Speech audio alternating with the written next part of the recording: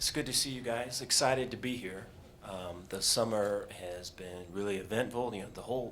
This whole year has been about change and embracing embracing challenges and new directions and new ways, and so all of that's been exciting.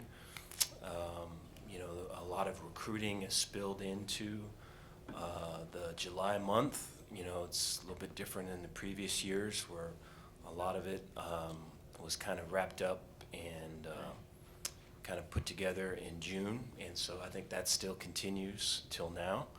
And we're way close. I think coaches, we report on Wednesday.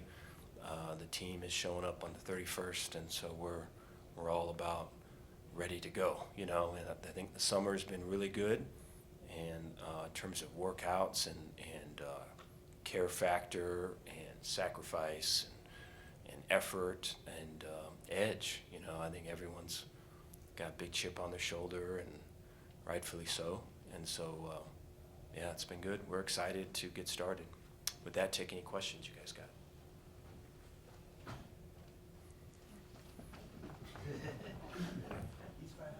Yes. Thank you, sir. Bryce Cherry, Waco Trip. Dave, what has Keenan Hall meant to your program, and especially with maybe some of the recruiting victories that you've gotten lately in the DFW area? Keenan's been great. Keenan's brings a lot of energy and enthusiasm, and I think he brings a really strong work ethic. I think he wants to win, and he gets in battles, and wants to close and finish the battles. I think when I think of Keenan and his work, I think of Dallas Baker, getting in fights, recruiting battles and winning his, and then I think of Jamar Chaney, picking battles, trying to win, and I just think all of it. The ability to pick some of these fights that we're picking, and in terms of recruits and hey, we want to win this thing, all to me ties back to we have the ability to close it out now, where in the past we didn't, and so it's while I'm way excited and happy about the direction it's going now, in the past we'd be battling and fighting and continually not be able to finish, and so now to be able to have the ability to close it out and win some of these big recruiting battles is because we have that the NIL money that can back us up, and so I think we've all benefited from that. Keenan has as well. Carter Yates with Dave Campbell's Texas Football. Dave, going off that recruiting piece, there are now 2 Texas universities in the SEC and another school in Oklahoma that primarily recruit Texas. How do the Big 12 schools like yourself compete with them? Yeah, I think we've got to build, establish your brand, establish your own identity, and I think you got to have success playing. I think you look at SMU and what they've been doing here this past year or so, and the success they had, and the recruiting that they've been doing. You can look all throughout the TCU and the success that they've had and the recruiting they've been doing, and so I think you have to win, and then you have to have the resources to go out and build your brand and find kids that match you, and I think that it really matters it matters first with winning. I think without winning, it's all kind of an empty deal, because the kids are going to want to know, especially with the playoff, that you can make the playoff, that you can be competitive in the playoff, right? And then when you're right now with Baylor, we've kind of got chip on your shoulder. We're kind of the outsider type thing going, which is cool to see, but that has to be validated come the season on the field. And so I think you know who you are, you have the resources to recruit to who you are, you go out and win. I think those things have to happen. Hi, Travis Brown, KBTX. What have you thought of the helmet communicators in their time that you've been able to use them? What are some of the pros and cons, and do you think they kind of got it right in the legislation of them? One of the positives with it is the ability to talk just situationally. So there's always going to be a call that's going to go in, right? And then, I think there's still going to be signal stealing. I don't think that eliminates it. There's too many people to be on defense, particularly if you're talking to your linebacker or your safety. There's too many people between the back end and the front end, vice versa. So there's still going to be some form of signaling. And so I don't think it eliminates the signs stealing. I think that'll still continue. But what I think it does is it helps with the ability to be more situationally aware. I think in the NFL there's always been probably a higher level of awareness with them in situationally than in college. And I think a lot of it relates to, hey, I can tell the guy, hey, we can't let this guy get out of bounds. Hey, we're in this mode. Hey, or if you're on offense, you're the quarterback. Hey, tell Richard, right, to when he gets the first down to go down. Whereas you didn't have the ability to say that. They maybe you had a sign that went up that could help get that through, or maybe there's a signal that you try to do. But now when you can tell the guy that's right in the middle of it, like, hey, this is the situation, I think it just heightens that awareness, and you can play that out better. So I think that's a positive. It'll be interesting to see people that'll go fast to try to build a still talk, right? So go fast to get lined up, right? To see looks, to get into this and get into that. I can see the offense doing that and the defense countering, and then seeing how much time is left. And so I think there'll be a bit of a feeling out period at the start of all of it, and then I think there'll be a kind of a mundane, kind of typical thing after that. But those first couple weeks will be interesting. Yeah. Greg Riddle, the Dallas Morning News. Texas is one of 13 states that still doesn't have NIL at the high school level.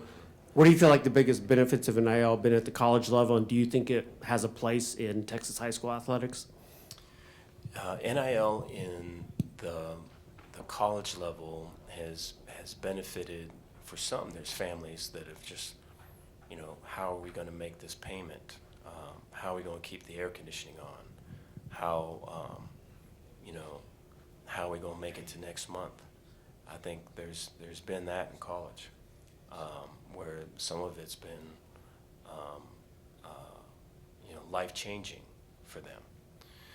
The downside of NIL, and one of the for me, the biggest issue with for me with not embracing NIL early had nothing to do with the players getting money, but it was with the coaches having the power and having the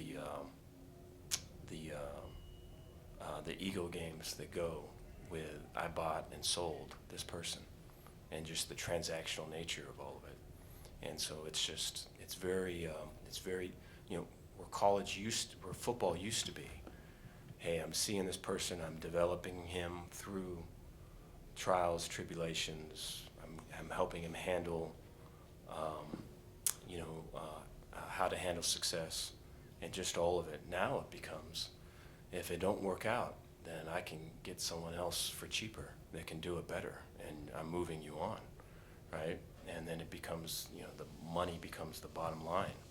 And so there's a lot, I think, that's the world that we live in, and for, outside of football, and it's for sure in football now. And so I just worry about who are we becoming as a result of this, on the outside of it.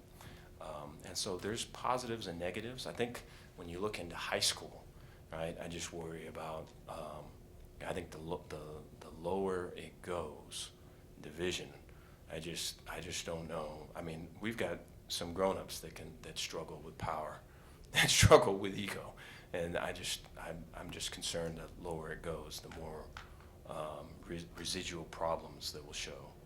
For sure, we're dealing with it at our level. Dave, Sam Comm from The Athletic. What has this offseason been like for you as you've delved more into being hands-on with the defense? And by proxy, what have you had to unload off your plate as a result of that? I think I want, it'll be interesting because we'll all see here pretty quickly. It's been really nothing but football for me this offseason or this summer. I know that summer's kind of coming to an end with my wife, she's mad at me right now because I haven't really spent any time, you know, with her or the kids or anything. And, you know, I'm here at this, and this is just another kind of nail in the coffin. So it's, when it's bad, you get it from all sides, you know. And so, but it's been, the life I lived previous is the life I'm living now, where it's just ball all the time. And so, you know, I don't know. I think if at all, and it's interesting, I was thinking about this actually on the drive home, if I was trying too hard to do too much in terms of culture and trying to be a head coach and all these other things. And I just think it's funny that when you win, how someone would come up to a microphone and say something, and I don't know, if anything, we actually tried to do all of that. Those things that maybe someone gets up and says at the end of a victory. And maybe we were trying too hard for it. We should have been trying harder to win games, you know? And so that's my hypothesis with it. A lot of football, a lot of ball. And so excited for that. And I think, you know, kids are rejuvenated by that. I think, and probably, you know, there's been a diet for them that hasn't had red meat, and now they're eating red meat again.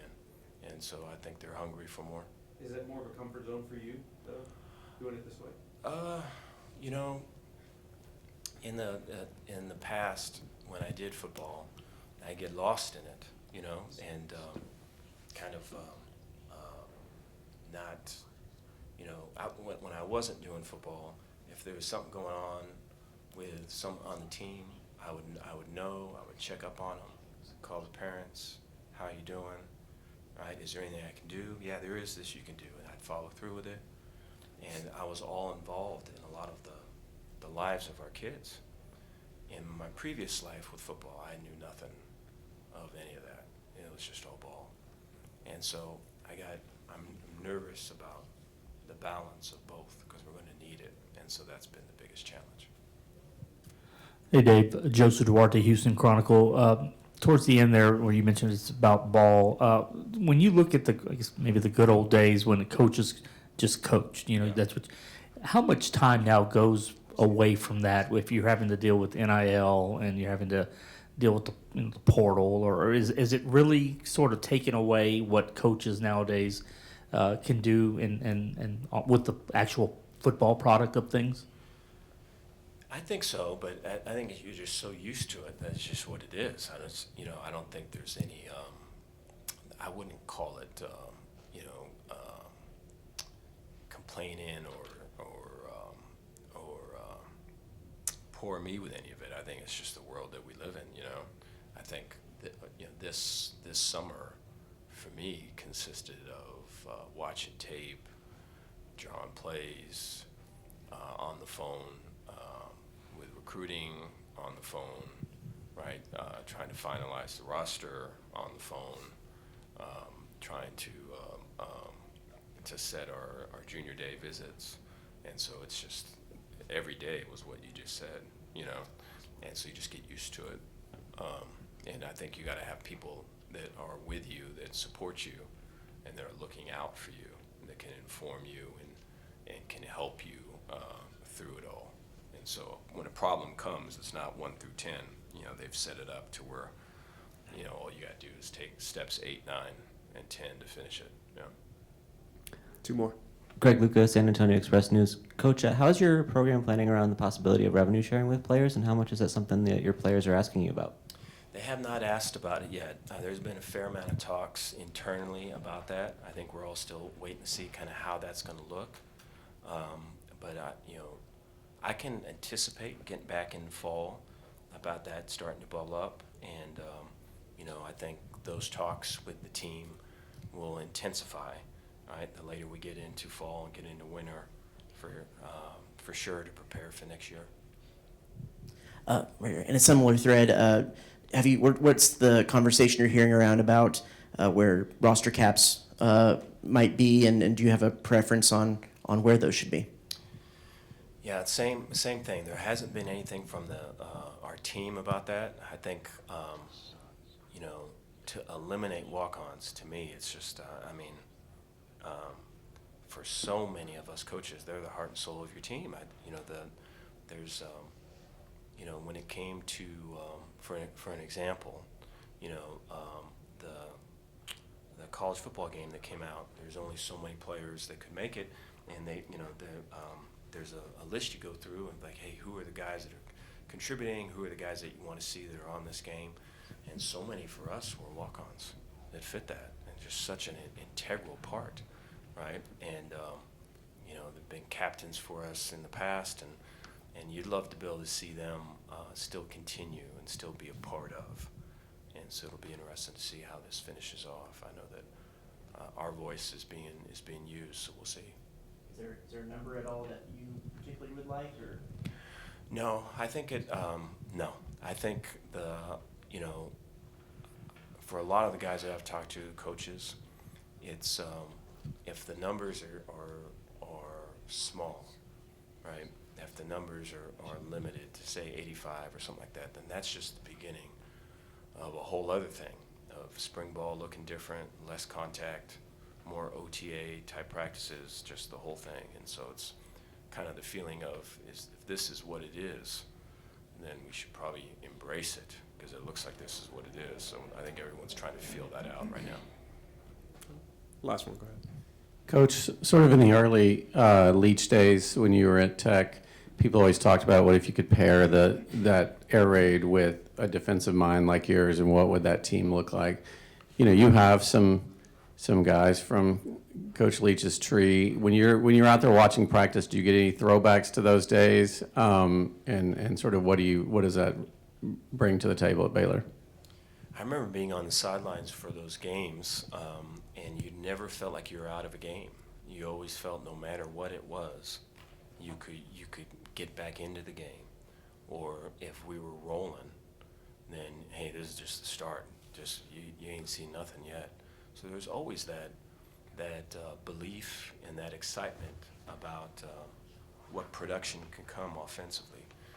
You know, I think in spring, going back and just and thinking about it, it's very hard to defend, especially when you have a running quarterback. I think one of the things that's maybe a little bit different than the Leach years is the tempo and how fast our offense goes. And what is similar is, you know, the formations and the distribution of receivers, but the tempo and then the downhill run game probably more tied into Coach Bryle's system that spawned off of Coach Leach's system. And so I think all of that makes it hard to defend. You know, we had a fair amount of call-it periods, and I think, you know, just for me being back into it, it's tough, especially when that quarterback can scramble and you have to. There's times where I think we called him down, and I don't think he was down, but I took it. I said, okay, he's down, you know. So I don't know. It's going to be a challenge to stop, and so I'm excited for that. And I know Baylor fans will be excited for that.